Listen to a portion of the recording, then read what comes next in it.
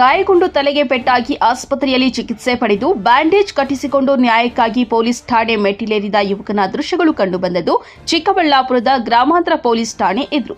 ಹೌದು, ಚಿಕ್ಕಬಳ್ಳಾಪುರ ತಾಲೂಕಿನ ಆನೆಮಡುಗು ಹೊಸೂರು ಗ್ರಾಮದಲ್ಲಿ ಗ್ರಾಮದ ಯುವಕರು ಮಂಗಳವಾರ ಸಂಜೆ ಕ್ರಿಕೆಟ್ ಆಡುತ್ತಿದ್ದ ವೇಳೆ ನರಸಿಂಹಮೂರ್ತಿ ಬೌಲಿಂಗ್ ಮಾಡುತ್ತಿದ್ದರೆ ಮೂರ್ತಿ ಎಂಬಾತ ಬ್ಯಾಟಿಂಗ್ ಮಾಡುತ್ತಿದ್ದಂತೆ. ಇದೇ ವೇಳೆ ಬಾಲ್ ಸರಿಯಾಗಿ ಹಾಕಿಲ್ಲ ಎಂಬ ವಿಚಾರಕ್ಕೆ ಇಬ್ಬರ ನಡುವೆ ಮಾತಿನ ಚಕಮಕಿ ಆರಂಭವಾಗಿದೆ ಎನ್ನಲಾಗಿದೆ. ಮಾತಿಗೆ ಮಾತು ಬೆಳೆದು ಗಲಾಟೆ ತಾರಕಕ್ಕೆ ಏರಿದಾಗ ಮೂರ್ತಿ ಬ್ಯಾಟ್ನಿಂದ ನರಸಿಂಹಮೂರ್ತಿ ತಲೆಗೆ ಹೊಡೆದಿದ್ದಾನೆ ಎಂದು ಆರೋಪಿಸಲಾಗಿದೆ. ಪರಿಣಾಮ ನರಸಿಂಹಮೂರ್ತಿ ಗಾಯಗೊಂಡಿದ್ದು ಚಿಕಿತ್ಸೆಗಾಗಿ ಆಸ್ಪತ್ರೆಗೆ ದಾಖಲಿಸಲಾಗಿದೆ. ಘಟನೆ ಬಳಿಕ ನರಸಿಂಹಮೂರ್ತಿ ಕುಟುಂಬಸ್ಥರು ಪ್ರಶ್ನಿಸಲು ತೆರಳಿದಾಗ ಮೂರ್ತಿ ಹಾಗೂ ಅವರ ಕುಟುಂಬದವರು ಹಲ್ಲೆ ನಡೆಸಿದ್ದಾರೆ ಎಂಬ ಆರೋಪವು ಕೇಳಿಬಂದಿದೆ. ಈ ವೇಳೆ ಎರಡೂ ಕುಟುಂಬಗಳ ಸದಸ್ಯರಿಗೆ ಗಾಯಗಳಾಗಿವೆ ಎನ್ನಲಾಗಿದೆ. ನರಸಿಂಹಮೂರ್ತಿ ಸರ್ ನನ್ನ ಹೆಸರು. ಅದೇ ಬೌಲಿಂಗ್ ಮಾಡೋವಾಗ ಏನು ಹಂಗೆ ಮಾಡ್ತೀಯ ಅಂತ ಮಾಡ್ತೀಯ ಸ್ಲೋಗ ಮಾಡ ಅಂದ. ನಾನು ಮಾಡೋದೇ ಏನು ಅಂತ ನಾನು ಅಂದೆ. ಅದಕ್ಕೆ ಬ್ಯಾಟಲ್ಲಿ ಹಾಕಿದೆ. ಯಾವ ಊರು, ಯಾಕೆ, ಯಾರು ಹಾಕಿದ್ದು? ಅವಾಗ ಮೂರ್ತಿ ಅಂತ 5 ಜನ ಹೊಡೆದಕ್ಕೆ ಬಂದಿದ್ರು. ಅವರು ಮನು ಮತ್ತು ಮೂರ್ತಿ ಮತ್ತು ಚಿನ್ನು ಮತ್ತು ಸೋಮ ಇವರೆಲ್ಲ ಹೊಡೆದಕ್ಕೆ ಬಂದಿದ್ರು. ನಮ್ಮ ಮನೆಯಲ್ಲಿರೋಕೊಂಡು ಸಾಯಂಕಾಲ ಕೇಳಕ್ಕೆ ಹೋಗಿದ್ರೆ ಎಲ್ಲ ಹೊಡೆಯೋಕ್ಕೆ ಹೋಗಿದ್ದಾರೆ. ಚೆನ್ನಾಗಿ ಹೊಡೆದಿದ್ದಾರೆ. ನಮ್ಮ ಮಾವವ್ರನ್ನ, ನಮ್ಮ ತಾತ ಅವ್ರನ್ನ, ನಮ್ಮ ಅಣ್ಣ ಅವ್ರನ್ನ ಎಲ್ಲ.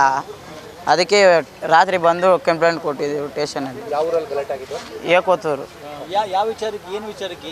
ಅದೇ ಬೌಲಿಂಗ್ ಸ್ಪೀಡ್ ಮಾಡಿದ್ದಕ್ಕೆ.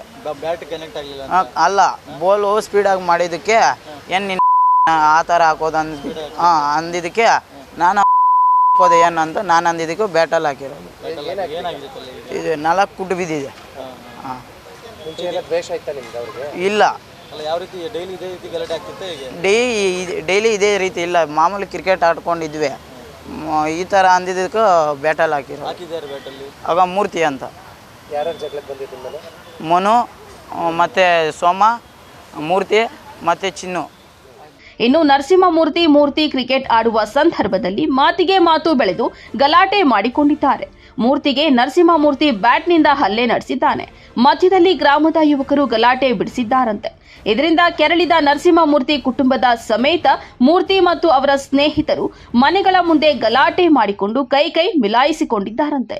ಇದರಿಂದ ನರಸಿಂಹಮೂರ್ತಿ ಚಿಕ್ಕಬಳ್ಳಾಪುರ ಗ್ರಾಮಾಂತರ ಪೊಲೀಸ್ ಠಾಣೆಯಲ್ಲಿ ದೂರು ನೀಡಿದ್ದು, ದೂರು ಪಡೆದ ಪೊಲೀಸರು ಎರಡೂ ಕಡೆಯವರನ್ನ ಕರೆಸಿ ತನಿಖೆ ನಡೆಸಿದ್ದಾರೆ. ಏನು ವಿಷಯ ಆಗಿದ್ದದು? ಕ್ರಿಕೆಟ್ ಅಲ್ಲಿ ನಾವು ನವೀನ್ ಅಂತ ಇದೆ, ಇವಾಗ ಬಂದಲ್ಲ ವೆಬ್ಸೈಟ್ ಹಾಕೊಂಡು ನವೀನ್, ಅವನು ಇದು ಮಾಡ್ಕೊಂಡಿದ್ವಿ.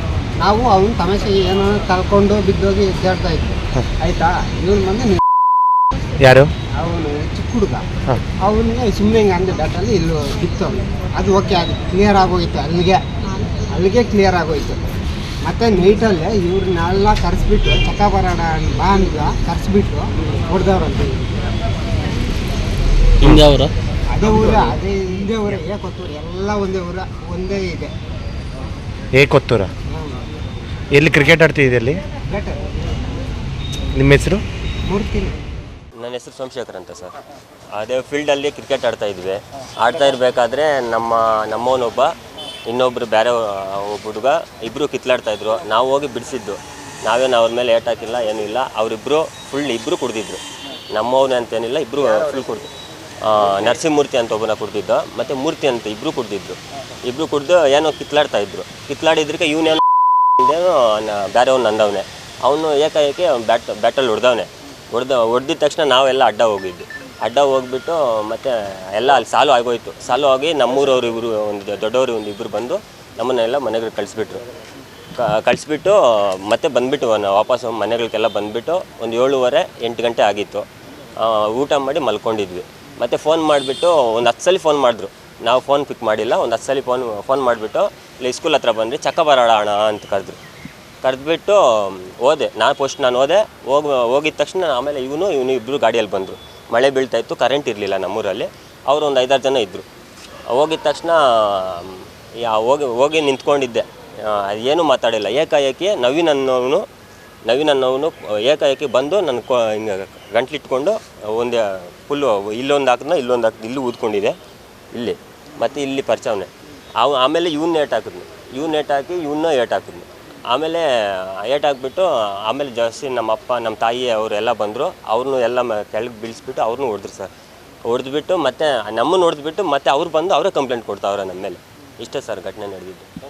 ಇವಾಗ ಹೊಡ್ಸ್ಕೊಂಡಿರೋನ್ಗೆ ಆಗಲಿ ಹೊಡೆದಿರೋನ್ಗೆ ಆಗಲಿ ನಾವು ಒಂದು ಏಟ್ ಹಾಕಿಲ್ಲ.